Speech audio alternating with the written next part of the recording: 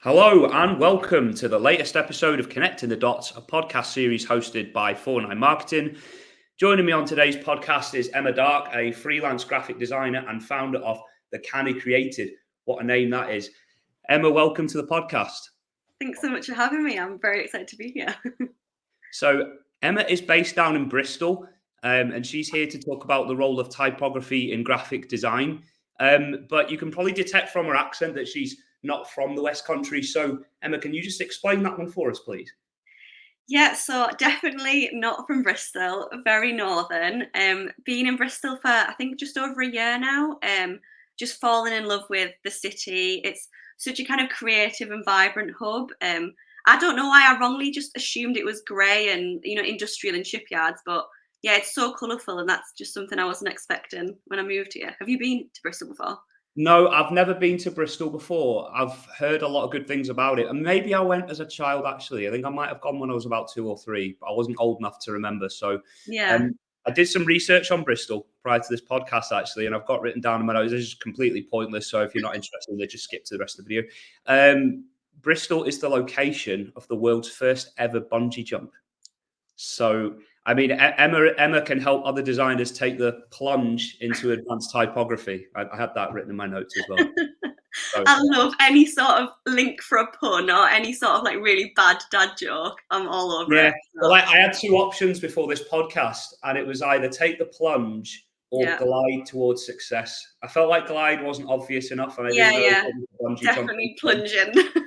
Yeah, I don't think I'm brave enough to do a bungee jump personally, but yeah. No, you and me both, yeah, absolutely. So just for context for the viewers, I've worked with graphic designers in the past within marketing teams, but aside from knowing a bit about hex numbers and giving them dodgy briefs, I'm not massively clued up in this field. So Emma, it's brilliant to have you on. The role of typography in graphic design was for clarity for the viewers, one of the reasons behind these podcasts is to try and give them some sort of SEO, search engine optimization value. So I was doing a lot of keyword research before this, and that was a keyword that came up a lot, was the role of typography in graphic design. It seems to be a very important area. So let's jump right in. Obviously, Emma, this is a subject that's very close to your heart because you actually studied typography at university. So yeah. I guess the most obvious first question is, what is typography? Yeah, it's a very good question to get started with. I think typography is just kind of everywhere we look. It's the books we read, websites we visit, like everyday life, like street signs and product packaging. So I think it's just we often reflect on like the power of the written word, and we don't tend to consider the designer's role in kind of getting the tone across of like that word or sentence. So take like a stop sign, for example. We all know what the word stop means, but when it's portrayed in that bold, like red lettering, it's shouting at us. And that's the typography it's been displayed that way to make us stop and think. So for me, typography is kind of the art of arranging letters in a way that makes the copy legible and clear and like visually appealing to the reader. And I guess as well, it involves like the font style, the appearance, the structure, to like the stop sign to kind of create that emotional response with us and convey the message. So yeah, I guess for me, typography is the way the text is kind of brought to life. Mm-hmm. Yeah. Yeah. Oh, sorry. Yeah, go on.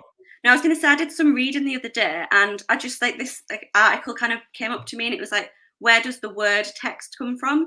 And I'd never really thought. I just always just there, isn't it? Like, why would you think of where this word came from? But it originates from the Latin word to weave, and I think that's just kind of really beautiful that we use those words and text as designers and marketers to like weave our stories together. And typography just like makes that all the more important of kind of visually selling and telling and selling that story. So I really like that Everything, little fact.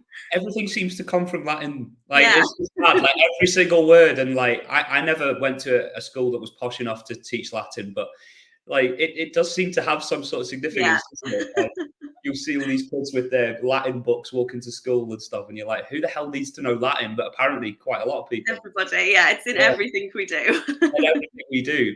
Yeah, so that's yeah, that was a brilliant description you gave there, and I think typography definitely does act as kind of a visual stop sign. Stop and notice it, and we're going to come on to talk about some of the examples of great typography and how it kind of sticks in our mind. Um, What were some of the main takeaways you got from your course then that you now use day in, day out? You know, what were some of the fundamentals of typography that you learned at university?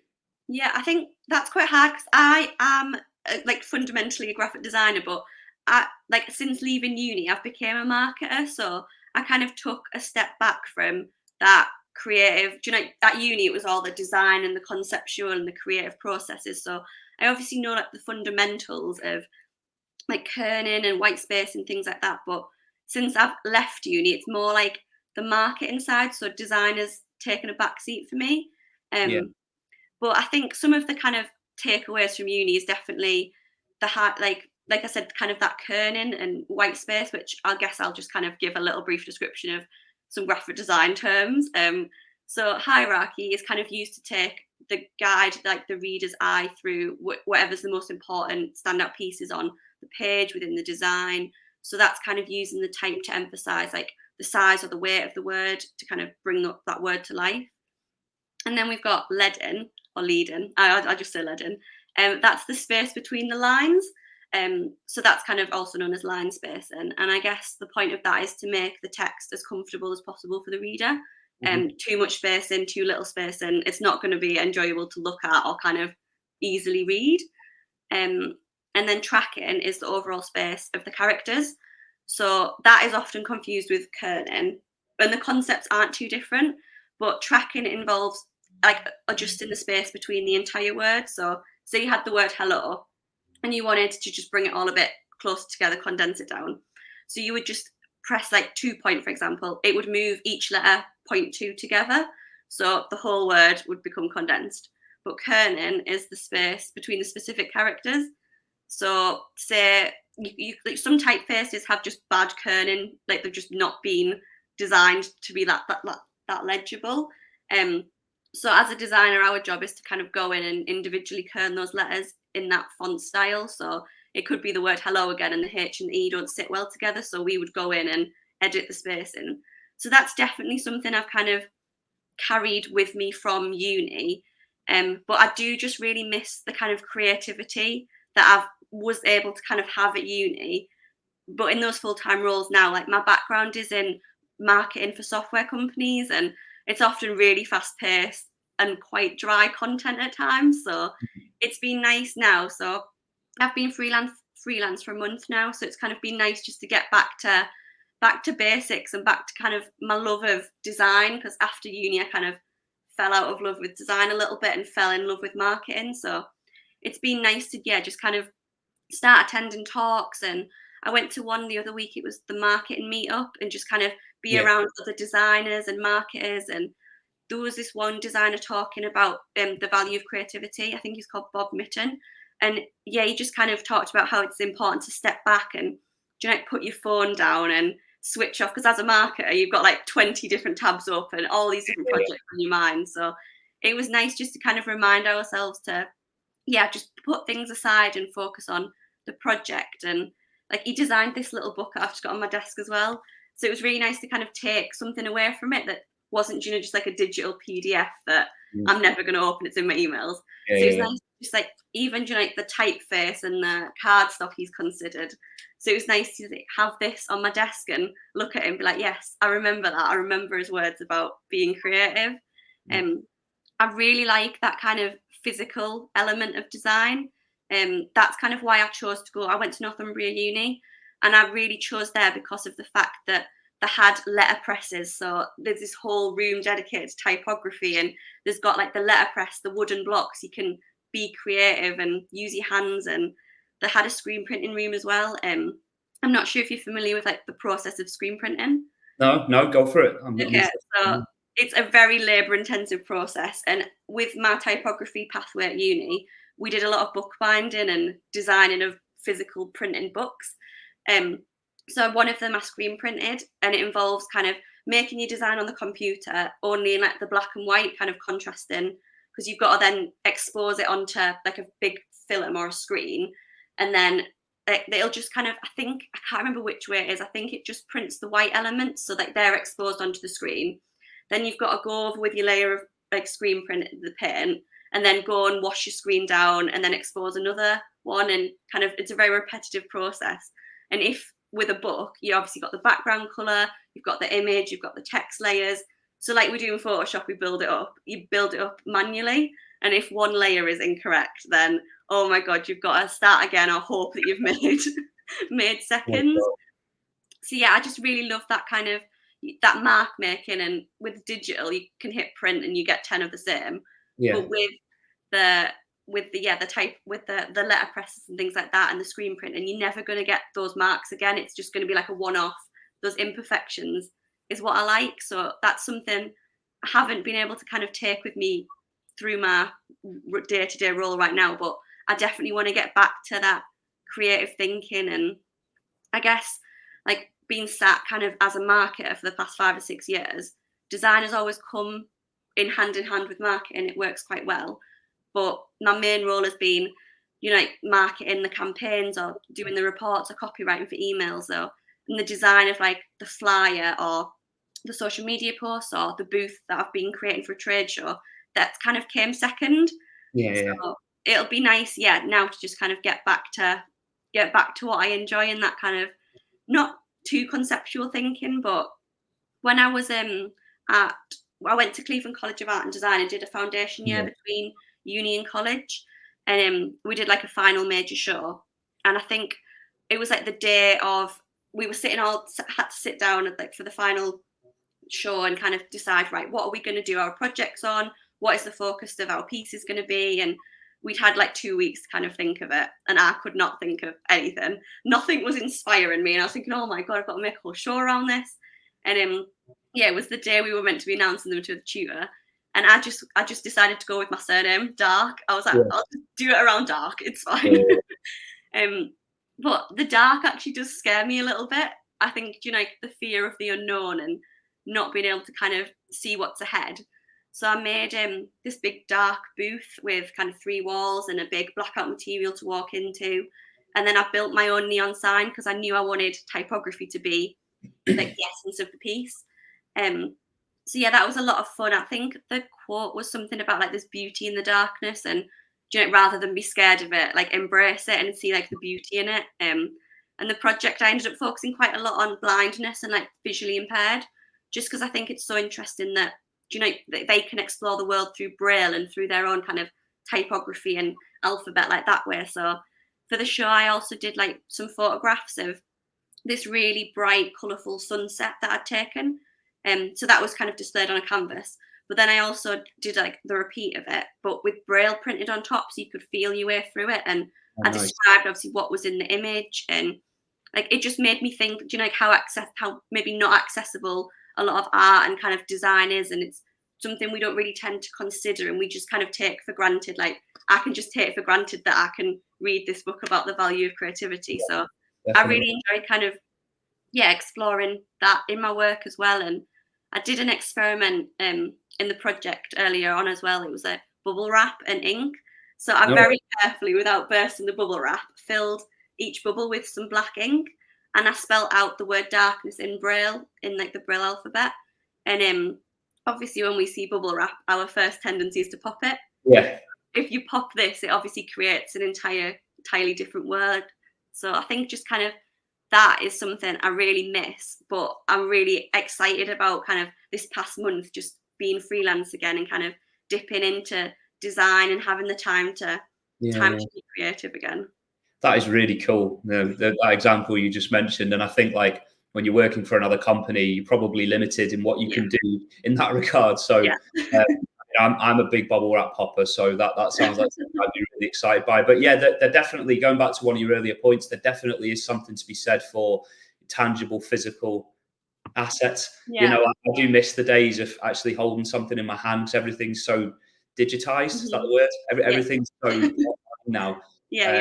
You know, and I really like that book. I love the color and the typography, which I now know means, well, it kind of means font. I know it doesn't, but yeah, we'll get onto that. We're actually going to get onto that. That is one of the forthcoming questions. So, I mean, to be honest, this is the question of all questions, and this is kind of the main sort of premise of the episode, really. But we could talk about this all day, and if you're able to summarize in a few minutes, I'd be very grateful. So, why is typography so important in graphic design? Okay, so I guess for me, just starting off with like typography to me is so much more beautiful than a painting. Like lettering is an art form in itself, and the way, do you know, like an A has been designed in a certain typeface compared to another one, that really just excites me. And those hand painted letters and signs that you see is so much to me more interesting than the Mona Lisa, for example. So, like I said, kind of typography, it excites me, but it's also in everything that we do, like I said at the start. So like this, for example, this soup can, which I've only bought because it reminded me of the Andy Warhol the painting. So obviously this can has been designed by a graphic designer, and typography is so important in this because like the hierarchy is being considered, the typefaces, the colours, and then on the back, obviously the ingredients and things that they're not important. Like to us, we just said soup, whatever. But someone's had to design this, and like the word caution is in capitals, it's in bold. They've done that for a reason. And like the ingredients, I'm a celiac, so whenever I read the ingredients, I always look for wheat written in bold. So they have to kind of like have the allergens written in bold, and all of these things, like I said, it's just in everyday bits has been considered. But there's kind of that saying that the power of the pen is mightier than the sword. And like words cut, words empower, they make you smile, they make you cry. Like words are so impactful, but well-designed words and texts kind of can be the difference between something ordinary and extraordinary. Like typography can kind of help build that brand recognition, something that's unique and consistent. Kind of, yeah, it will help you establish yourself and set the company or kind of your personal branding aside and build that trust and kind of help to carry the brand forward. I guess it also kind of has that profound effect on the way we digest and perceive information as well, like how it's conveyed in the text. So it influences our decision making. Eye-catching type can be so much more persuasive than like a weak font that doesn't reinforce the message. So I guess back to kind of the stop sign example, if it was just a circle with stop just placed wherever in like a regular black font, quite small, no regard for the design, would it make me stop? Probably not. I'd keep walking. I'd be like, what's going to happen? But when it's in that bold red, it's shouting at me. It's telling me to stop. I'm going to take notice of it. So it's so important, like typography and graphic design to go hand in hand together. Do you know what? That is a brilliant example that you just used there, and that wasn't one of my questions. I'm kind of ruining it now, going to that question, but it was all about like famous slogans and stuff, and like what you think of when you think of typography. That is a brilliant example that I hadn't even thought of, but I knew it as soon as you lifted that up, and I saw the name Campbell's. I was like, oh yeah, the soup. Like straight away, it's synonymous. And I don't know why, but as you were mentioning the stop sign example, another thought came to me, and it was about the London Underground. When you think of the London Underground stations, you instantly think of the letters and the way that even like down to, maybe I'm just weird thinking this, but the way that they're spaced out, like the size of them, and then you got and then the line and the circle, like it's so clever. Like straight away, it just makes you think of it. There's going to be loads and loads of examples, but we might as well try. So I just asked the question now. I like to just ask a follow-up question from something that you said, but I'm gonna go on to the next question I had written down before this podcast, because I think that it just leads in so perfectly. Obviously, I've said the Nike Just Do It slogan is a great example of typography that sticks out. What are some examples of typography that you particularly like, and what is it that you like about each of these examples? I think that Nike one is great. Like, I'm not a runner, I'm not athletic, but like when I see it, I'm like, yeah, just do it. Like, let's buy the trainers and go for a run. But I'm never going to. But yeah, it's kind of what motivates me to do it. Kind of has that emotion within me. My example actually was going to be the London Underground, funnily enough. So great lines. Oh, amazing. Like I really just love that. He was called Edward Johnston, the guy who designed it. But yeah, it's so instantly recognizable and simple. Like you say, it's got that. So he designed all the type for the stations and the tube map and anything to do with London transport. They use his typeface. So that kind of red circle with the blue banner, like you said, people might not consider that someone created that. Like they had to sit down and do that. Like to them, it's just so synonymous with London, and it's the sign. But this man, he was commissioned Johnston in the early 1900s, I think, to make the underground more attractive. So like everything has got a purpose. So it's just really nice to kind of learn the history about it, I guess. But yeah, they wanted to kind of make the stations and the underground more accessible to people. They wanted to make the systems easier to navigate and get that kind of repeat business, get everyone using the underground. So he created this sans serif type that obviously we see now in the stations and all over London. It's owned by London Transport as well. So, and then it just kind of, I think it was like the 1920s when the stations were getting refurbed, they were building new lines. That's when it really kind of took hit and became what it is now. But yeah, like I said, I just think it's not necessarily thought of when you can consider typography. You'd kind of consider some wacky designer or something. But for me, I just think that's a really good example of it's every day we use it. It's so easy to read and so legible, and it's so iconic now that it makes you want to go to the tube. And like, if I had, like, I'd love to have a sign of it in my house just because it's so iconic. So yeah. So many people do. I remember at university, so many people had that. And I went to university in Lancaster, couldn't have been further away, and yet people had it in their rooms and stuff because it's so cool. And I love the fact that it takes numerous forms as well. So it's not just the capital letters to signify the stations. It's when you look at the like the Waterloo line or whatever, like the Piccadilly line, and you see the sentence case lettering at the top, and then all the individual stops. It's just so clearly presented. It looks really nice, and to me, it sort of conveys that image of white collar workers with the the old days where they had the top hats, the white collar suit and tie, going to work. It does still have that connotation to me. I think but like it's not so stuffy of a font that it couldn't still be relevant today. Like I think it's just such a nice, versatile font, but it's just it's serious as well. It's not like, oh, you use the word there, wacky. It's not some wacky font as if to say, come and have a fun day out in London. Like, obviously you want to give people that impression. But it's such a multifaceted and versatile font that I think there's no wonder it stood the test of time. Exactly. And like you say, I think it is just timeless. Like it can be 100 years ago it was created and we're still using it today, and it doesn't look outdated or anything like that. So yeah, I really do love that. It is scary. You think that it was created 100 years ago, because honestly, as you said, if a designer came up with that now as a concept, you would look at it and think, yeah, that looks good to me. Like that's really cool. Exactly. I think there's another just like on the back of something that's so like plain and simple, there's another graphic designer who I really love called Stefan Sagmeister. I don't know if you're familiar with his work, but he does a lot of like environmental type. So at uni, he was someone we really kind of studied because it's all about conceptual thinking and things like that. So he creates words within the environment and like out of branches and out of whatever's kind of around him in nature to kind of convey his messages. So I think there was a project I did. I think it was about like lost people, and like the title was Lost, like kind of missing people.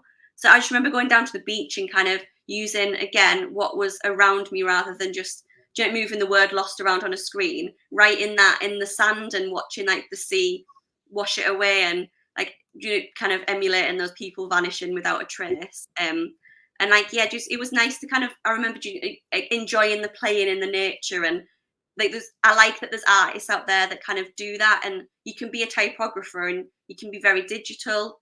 You can create these like beautiful kind of versatile letters, or you can also do it in nature and kind of have those one-off, it's going to be there and then it'll go. For that project as well, I think I went down to the woods and kind of like Hansel and Gretel, I wrote out the word lost in breadcrumbs as well, and I always just remember that. And like it was, like it's nice to have fun with type as well and kind of have fun with design rather than just kind of moving it around on a page and being like, okay, so it fits nicely there, but it's nice to have that playful side with type.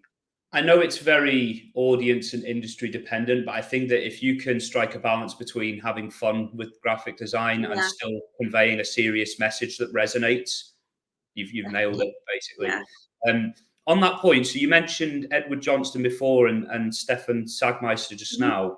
Are there any other designers that you've taken inspiration from? This wasn't one of the questions I had written down, but I just thought it was really interesting. Would they be the main two, or are there any others that you have learned from over the years? I think they're definitely the standouts for me. There's a lot of, I love kind of Warhol and people like that, and screen printers, and there's a lot of kind of people that it's nice to kind of pull references from, but typographers, they're kind of the ones that I remember being like so kind of fondly, you know, at uni and learning about them, and like kind of, especially with Stefan Sagmeister, like being able to go and take inspiration and kind of create those styles in nature myself. So yeah, they're definitely ones that stand out for me. But I'm not sure who the designer is, but obviously, you know, like the Barbie movie this year, Yeah. that is such, and I have still actually haven't seen it, so no spoilers.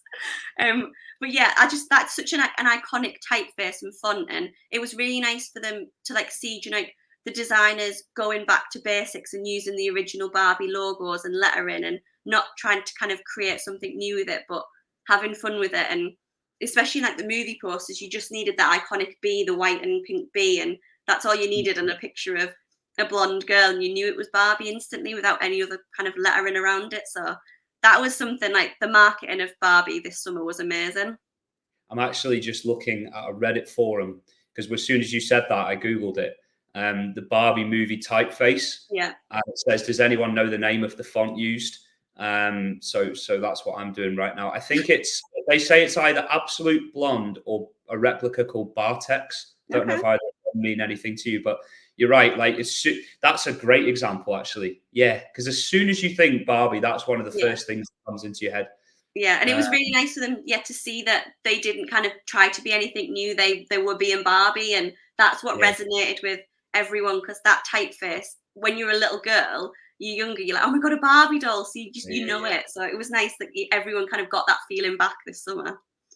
I'm going right back now. You shouldn't have got me started because now my brain's going like 1,000 miles an hour. Universal is another Yeah. great one with the globe and the way that the Universal, it's like the outline of it as well. So am I right in saying it's not like the letters have a golden outline and they're also like thick? They're not thin letters at all, because that will, It's you think, colourful. you think of that like gargantuan music at the start with the, the orchestra and the globe spinning. Can you imagine some thin lettering at the front? Exactly. It just matches the aesthetic so well, and that's just an example that came to my head. Universal is perfect. Yeah, I think Disney as well, like they're kind of nailed their logo, their branding, and like the typography just captures the essence of Disney. It's like handwritten, it's playful, it's imaginative, and it obviously takes you back again to your childhood when it's on the screen and Disney's there. So yeah, I think they've really nailed that. It's like more of a decorative lettering, but they've nailed it with that. Yeah, no, for sure. I'm going to hate myself when I come to upload this, because obviously what I try and do is make sure that these podcasts follow a linear path, so that when I'm timestamping them, it's like I can go from A to B to C to D. But then I keep going back to old questions, and I'm going to be sat there at like midnight uploading Why this. have I done this? Why did I go back to that point? Now I have to create my own, like a new time for this section. Jesus. But anyway, it's fine. Okay, we're here for a conversation. So, typeface and fonts, right? So we've used those words a lot on this podcast. They're two words that came up a lot for me when I was doing my research. I think I sort of know the differences now more that you've explained it, but can you just outline the main differences between the two and how they relate to each other? Yeah, so I think, like we've kind of said there, typeface and font is really interchangeable these days, and most cases that is fine. But for typographers, like old school typographers, there really is a key difference, and they'll get quite annoyed if you're not clear. And especially if you were in a design studio, for example, and they needed to know which style of, like, if you're saying it's a font when it's actually a typeface. So there is these clear differences. So if you take like Helvetica, for example, it's often referred to as a font, but it is actually a typeface. So it's a complete set of sans serif characters. So the typeface comprises of a collection of fonts. So you kind of think of it, the typeface, you've got like the head of, say like my surname Dark, that's the typeface. And then within it, you've got all the family members. So there can be different sizes, there can be different weights, there can be different kind of condensations. It could be Arial condensed, Arial italic. So you've got all of those that make up Helvetica or Arial, for example. But there's another reason for confusion, because when you download Helvetica onto a Mac specifically, you'll have to go and select it from the font menu. So that just adds another layer of kind of that confusion for people. What does it mean? But there's certain typefaces that kind of come with extra baggage as well. So Comic Sans, for example, Curls, Papyrus. There's nothing wrong with these fonts, but they just have like a certain reputation for being overused and outdated. And And like as designers, we wouldn't include them unless, you know, we were being ironic, and those memes that you see like graphic design is my passion, Comic Sans. Yeah. So there is certain typefaces that we would avoid. And then you also kind of have, I've spoke a lot about serifs and sans serifs. So yeah, there is a kind of a slight difference between these typefaces. So a serif is the little marks that are at the end of letters. So it could be like a small stroke, it could be the A, and it's got the little kind of dash off the bottom of it. These kind of typefaces have that tradition, the history, the authority, and they're often used in like books and newspapers for kind of that printed kind of form. And then sans serif typefaces are defined by what they lack, so they don't have the serif. So they're kind of more modern and bold, and it's more clear to read. Obviously, like we said about the Edward Johnston typeface for the London Underground. They're often used in headlines as well, so they can grab your attention a bit more. And then we also have a decorative kind of typeface, and that is the function, kind of like as it suggests, to be more aesthetic rather than readable. So as a result, you're kind of more going to get those and brand names and logos, and like the Disney one, for example, you're not going to read a whole article in that Disney typeface. It's just for like a short form lettering. So yeah, that's kind of the main difference between what a font is and what typeface is. Okay, I think I'm clear on that now. Please don't give me an exam at the end of this, but I'm pretty sure. That does make a lot of sense. When you say. So how do you go about? I mean, you've mentioned a few. I'm going to come on to talk about some of the best and worst fonts later in the episode. But how do you go about selecting and pairing fonts when coming up with designs? Yeah, I think that's quite hard, just because when I've got my marketing hat on, it's kind of I think about how a customer would read it, how it would appeal to the audience, like put myself in them shoes. How would I kind of emotionally respond to this? So I think it's kind of good for me that I've got the best of both worlds as a designer and a marketer, so I can kind of appreciate the design of it, but then also understand how it might be received. When I know at like uni, it was so easy to kind of fall in love with that type and the lettering, and it could easily kind of lose its legibility. So it's definitely something that marketing has taught me, is kind of maybe hold back with the decorative nature and kind of really consider the message that we're trying to convey with the typeface. So it's kind of just kind of a balancing act of definitely what emotions and putting their reader first, rather than, well, that looks nice as a design. That do you know what? I love that you said that, because it's exactly the same with copywriting. So obviously that's more my background, but it's always considering the user's needs and requirements first and foremost. And sometimes I have written things where I've thought, I'd really like to write it this way, but I just know it won't resonate with the audience that I'm writing for. And you do kind of have to put your ego to one side, or leave your ego at the door when you're doing these things. And I can imagine as a designer, that's equally tough. I was just going to say, as a designer, there's a lot of things I don't agree with, and like it really offends my eyes, and I'm like, oh my god, that's really awful, but it's what the client wants, it's the brief, and like it's fine, I've hit the brief, they're happy with it. So, but for me personally, when I do like my own design projects, I'm like, yes, I love this. So it is just kind of putting things to one side.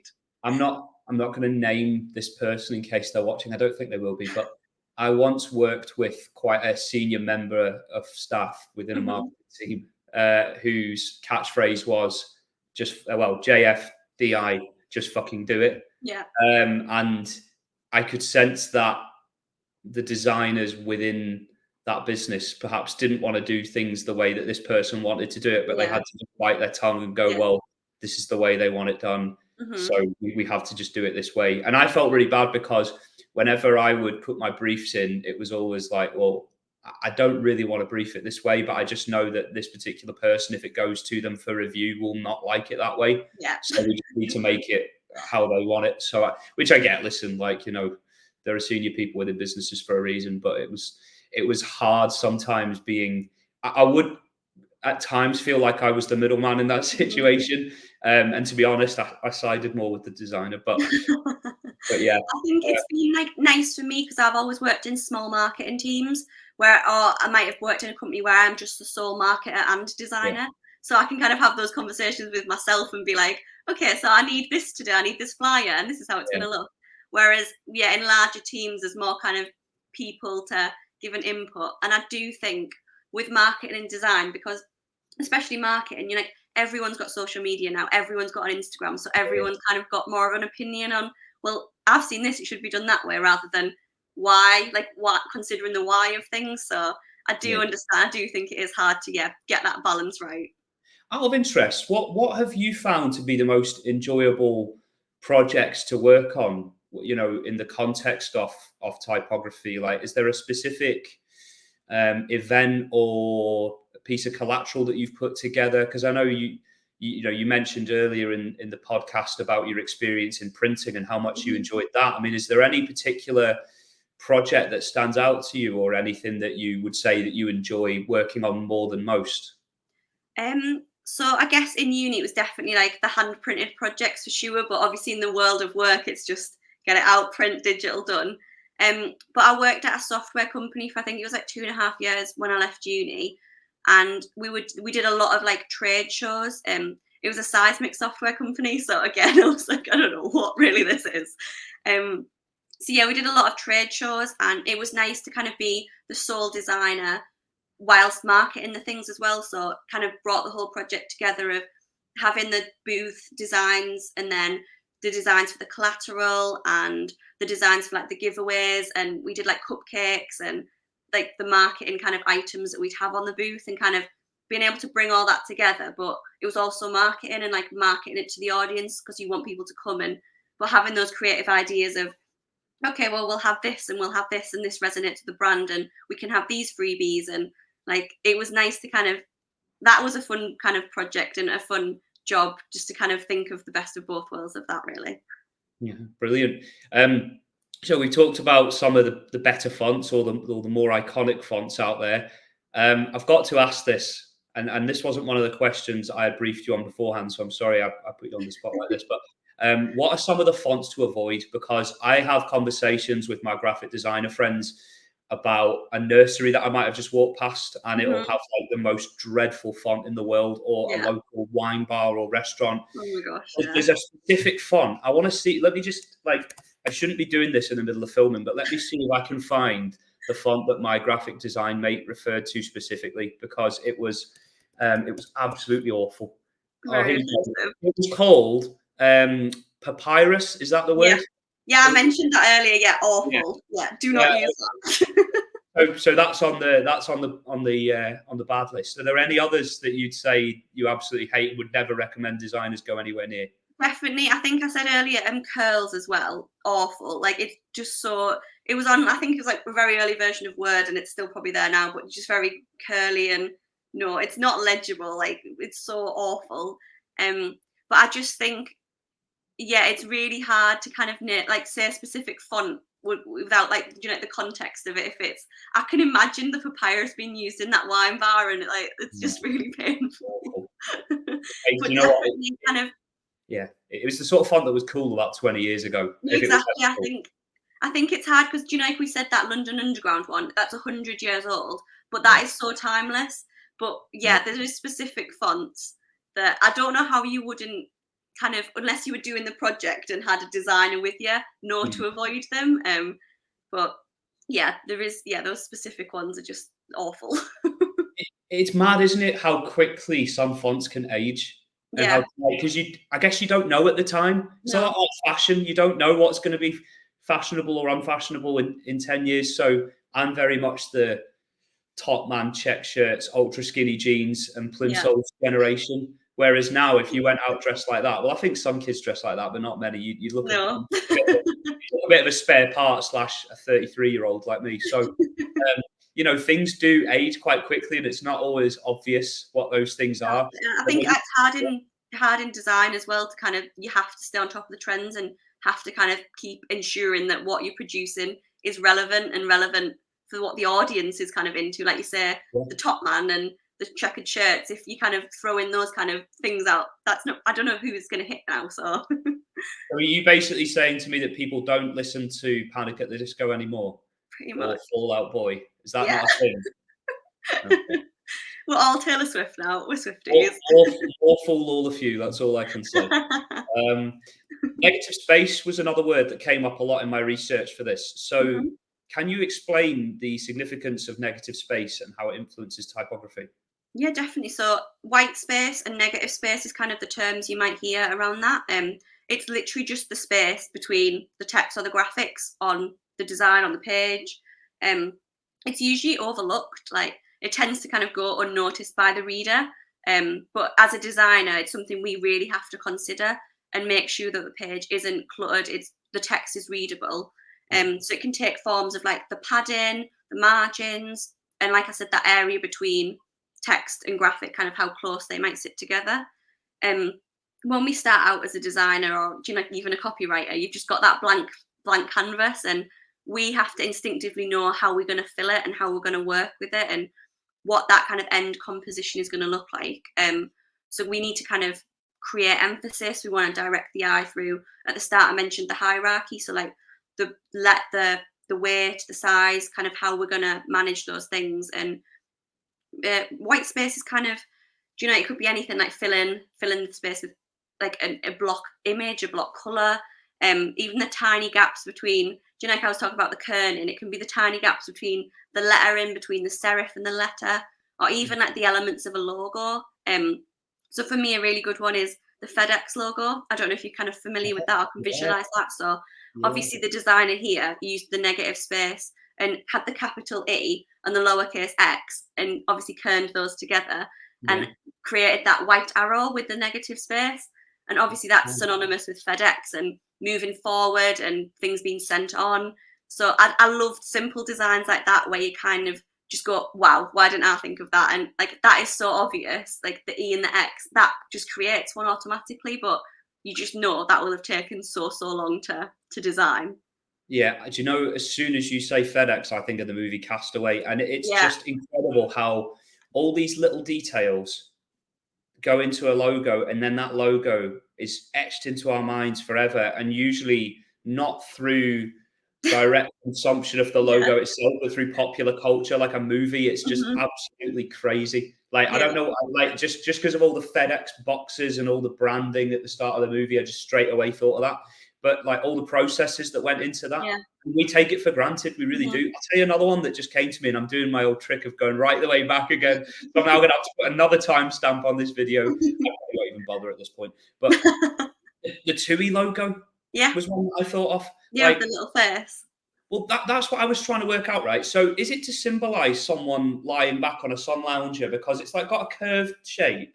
But like, I don't know if it's someone lying back and then it's like a double entendre. So you've got someone lying back. I mean, they have a pretty curved back if that's someone lying back.